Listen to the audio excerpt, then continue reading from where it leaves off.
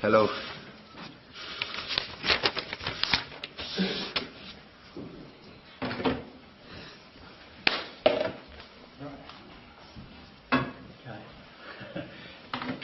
When we're ready to broadcast first with Paul, and then Will, and then Lucy, and then we'll turn the cameras off. When you're ready.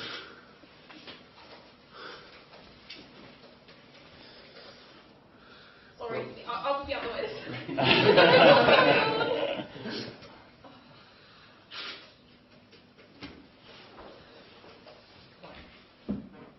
Just finished the game, don't worry. Right. No, it's Angry Birds. Paul. Slaven, good afternoon. Good afternoon. The recent record against Tottenham has been very good for West Ham. Why do you feel that the club, the players, been able to lift their game for this fixture? Yeah, you're right, especially when we play home, but also away in a game, in the last one that we lost 3-2, but we were winning 2-1, 2 minutes to go. We played really good, we beat them twice. We always put like a special kind of performance. Okay, it is a derby and all that, and now my wish and the key is to get those kind of performances no matter who we play against. But it is a special atmosphere. I mean, we all remember, and those kind of performances and atmospheres, the fans and the players and everybody that was involved in them are talking for months after those games. So we still remember the game in May, or even the first one when we came here 2016 at Upton Park. So those are the patterns that we want to repeat on the game on Saturday, and knowing that we are playing against a top team. But if we repeat, as I said, that kind of everything, because against them you have to be complete, to have complete performance, we have a chance, of course. You effectively ended their title hopes in May. Does that give you any sort of psychological advantage going into this game? No, this is new season, this is new game, and but it gives us, no matter that we ended up there, hopes of winning the league.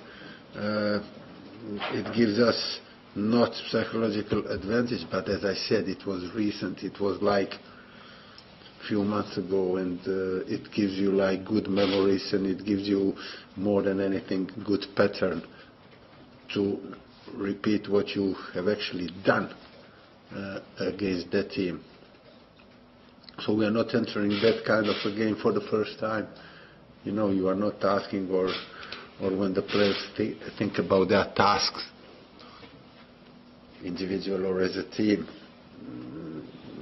it's not that we are asking them to do that what is on a paper. You know, they've done it already, which is, if you've done something successfully, you know, that is always good. You said in May that Tottenham were the best team in the league. Do you still feel that's the case early on in this season? Best league life you have in this league. You have few teams that depending. You have one team is best in September, in October. The other one it varies. Okay, but I think so. Yeah, for me they are the team that plays most attractive football, and they are for me definitely one of the contenders to win the league. They are there, they have energy, they have patterns, they have individual quality, they got pace, and they got the team that they're building up for 3 years now, I think. And they're improving the team, they're adding to that team, like squad-wise, new players, mostly young ones, you know, and that for me personally makes them maybe the best team, or the most attractive one, definitely. Their best performances this season have come away from home in the league. They're getting a lot of questions about Wembley. Yeah, okay. You've had this last season. Yeah, we've been there. Stadium. What advice would you give them? What can you say? Can't give them advice. I can only say that it is kind of a natural. What happened to them? It happened to us in the first part of the season last season. it happened to, I don't know, to basically all the clubs. No matter then in the meantime you can have a great game, but if you look first season of those clubs who were moving stadiums, especially if they were moving stadiums, I'm not talking about Juventus who moved stadium also, but they went to a more compact one from Delle Alpi to New Juventus Stadium, but I'm talking about when you go to those kind of moves, it affects your performances, and that is maybe just a bad spell or bad luck in some of those games, but maybe it is the thing that we've been talking about. When we're talking about the away games, those away games were both on these kind of white hart lanes. You know, is it Newcastle, St. James's Park, and especially Goodison? They are like old-fashioned with a small pitch, with that perception. But they have the quality, and at the end of the day, they won in a Champions League against Dortmund, so they will get over that. 3 games unbeaten for you and the team now. What's been the key, do you feel, to the turnaround? Have you a bit more of a spring in your step in recent Yeah, times? we are now. We stabilized, and well, we went step by step. First, we wanted to sort out those basic things, you know, to get the stability, stop conceding, stop the opponent creating chances for 90 minutes. Looks at a solid team, keep shape, keep the distance between the lines, between the players, no matter what the result is and no matter what minute of the game is. Also, when you're taking the risk, to take it as a team, and to be fair, we have done it. So those basic things, and now the confidence is back. Of course, it comes back with the results, individual and the team won, and you can feel it. And now we want to build on that, of course. How has Javier Hernandez reacted to maybe not quite playing in his preferred central position? I spoke to him and I explained that in the press before we played Bolton. But okay, the truth is somewhere in between. You know, in one hand, okay, he's not playing there closest to opponent's goal, but then we are playing he's not playing wide. You know, we are playing with. Those couple of games we play with basically 3 strikers, and in a game against Huddersfield he had a chance, he had few chances, and he was a lot of time in a box. Against West Brom it was harder anyway, because how they defend, it was hard for him to, or for us to create a chance,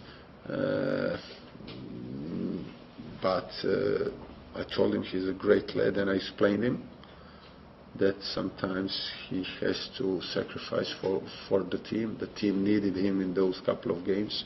The team's going to need him again in that position. But we're going to look to put him in his natural position.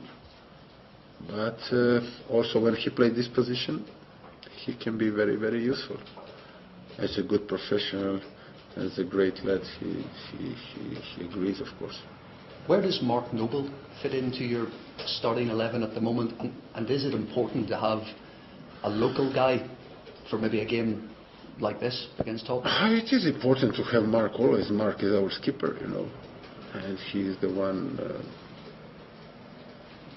He's a captain, he's club captain. He's responsible for a good atmosphere, and not only atmosphere, but shape and everything, discipline. In a dressing room, on a pitch, off the pitch, and of course it's great to have him back in a team, and where she's going to fit, he's really a good player. As I said, he's a very important person and player on the pitch for us. Last couple of questions. Marko Arnautovic, you've said you want to see more from.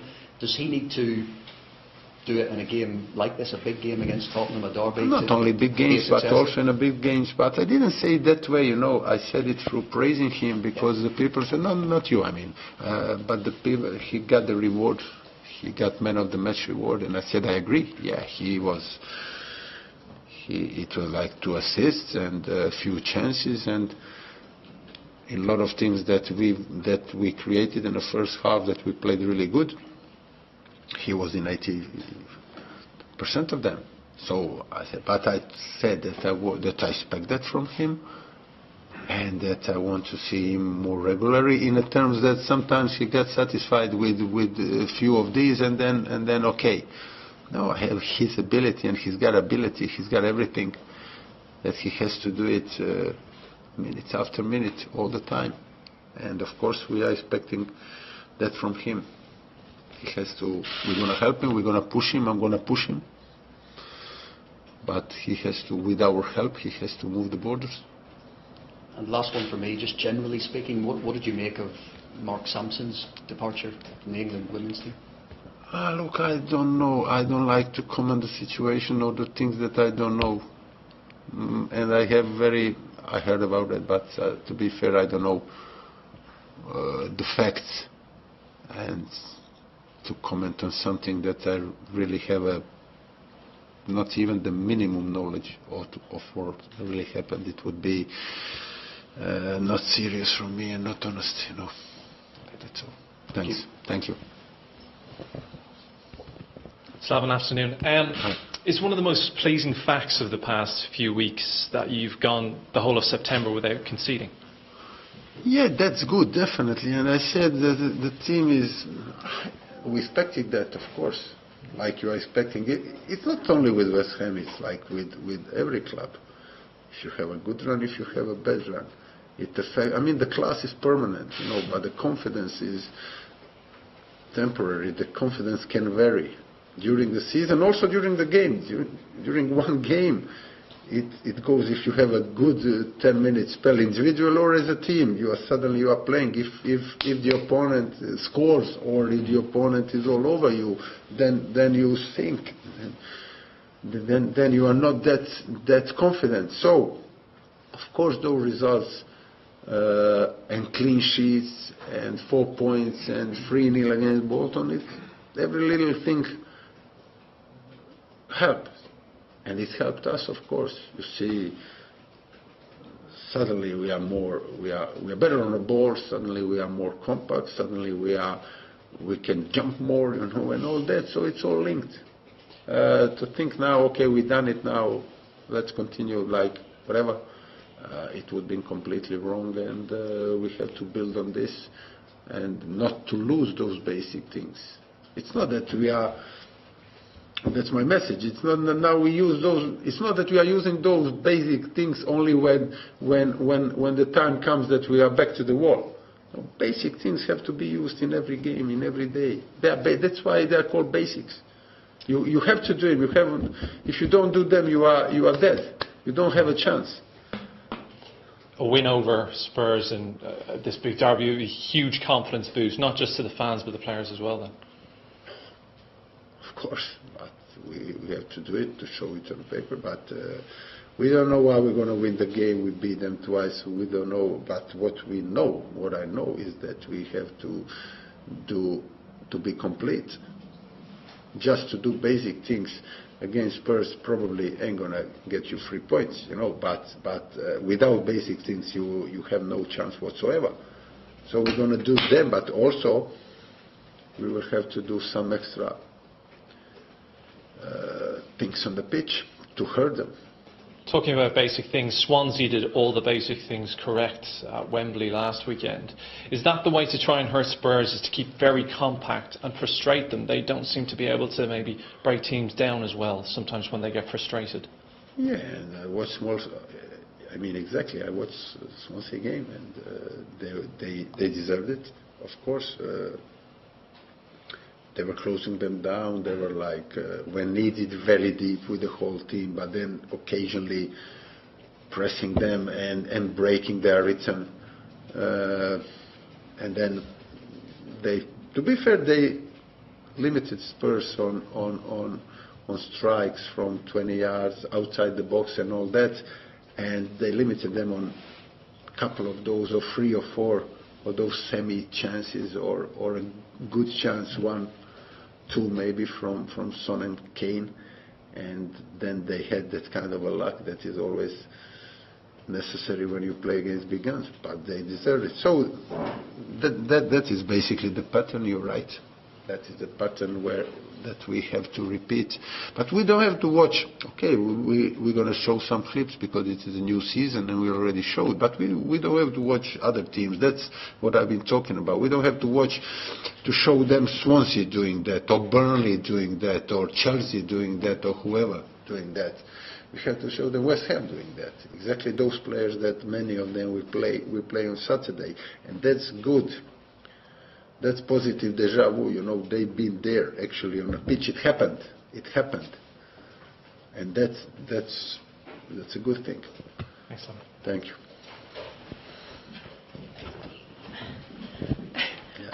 So, having conceded in your last 3 matches, are we seeing the impact of an experienced player like Pablo Zabaleta finally making his mark on your back line?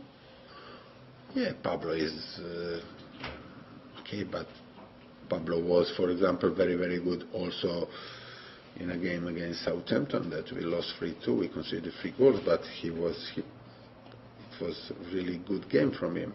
But of course, the characters like Pablo, they are very important, especially when we want to be compact and we want to close them down, and when we want to like having and keeping the good shape on the pitch. Yeah. And Spurs themselves have only conceded 3 matches in the Premier League so far. What does your team need to do to break down such a strong defensive line, especially with Vertonghen and Alderweireld, that partnership? Spurs, okay, they are very strong at the back. They are not letting you too many chances to come close to their box or in their box with a lot of players. But as we showed last season, when we created some chances, the most of the game we were defending, but not really in our box. We were trying to get out, to get the ball off them as high as possible. But where we were really good was breaking like quick. Who was there? Carleri, Lanzini, Ayew with the help of the wings. So we will, because they, as I said, they play attractive football and they play with numbers in front of the ball, and they are not losing a lot of the ball, to be fair, and they have a good transition also. But also when they lose the ball or when you take the ball out of them, there are a lot of space there. They have a good recovery, but we also have some really quality players there, and I expect from them to use that kind of opportunities. And you mentioned Lanzini, they're obviously out for this match. Any other team news that we need to Lanzini started training today with us, with the team, but of course it's way too early for him.